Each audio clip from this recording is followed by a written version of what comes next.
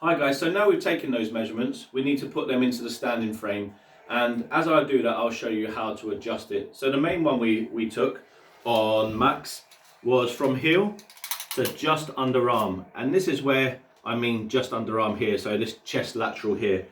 So you want to measure there, and we said Max was just a little bit taller than that. So what we need to do to adjust that main height is, if you have your Allen key, and if Bella can come down and see here. Can you see that one there, Bella? Yeah. Yeah. So what you want to do, just use your Allen key. Let's get away now. So you'll undo that, just give it a couple of turns, and that will loosen that one off. So you can see that go up and down. Yeah. So we want to get that perfect for that height. Usually easier just to do that in a horizontal position. So you get your position, and then once you have your desired height, just tighten that one back up. So that is from heel to underarm. Your next one is going to be from heel to your bony bit on your hip here. So get your measuring tape again and just measure there. So what you're aiming for really is your son or daughter's bony bit just to end up around the top quarter of this pelvic pad here. So once you get your measurement like that, and you want to be just in the top quarter, just like Maxie's position will be there. So that's that one. If you need to move that independently, what you've got, can you see these, Bella? Under here? We call these coffee jar lids. So, you ready looking? Yep. So this one here, give a turn. And on the other side, also give a turn. Don't undo them too much. Just a couple of turns will be fine. So you can see that can come down, or it can come up more as well.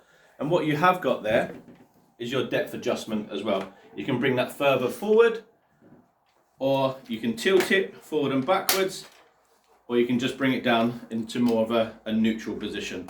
What you want to do is just making sure that it lines up nicely with the chest pad and the knees and the hips, so everything is in a nice position. Once you've got your position, just tighten up what we call the coffee jar lids, and there we go. Next is our knees.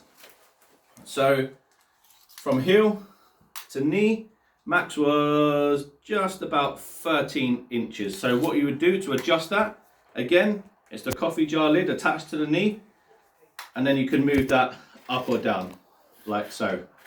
And you've also got your depth adjustment here. So if your child has slightly flexed knees, what you want to do is bring that as far forward as you can.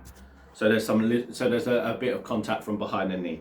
But once you've got your height again, just do that up and max up the next one.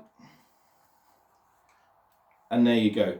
So once, also sorry, on the knees, you have your lateral adjustment, which is under here. See it there, Bella? Mm-hmm. Yeah. So give that a turn, and that will enable you to move those knee cups in and out as well. And you can flip them around if you need to. But just tighten that up there. What I like to do just before, when you set it all up, is bring the squiggles just into an upright position, like so. And you remember I was saying to make sure it all lines up.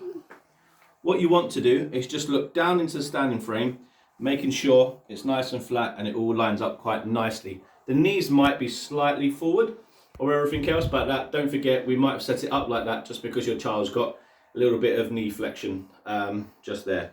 So right, this is all set up, and then we're going to get Max in it in the next video. Thank you.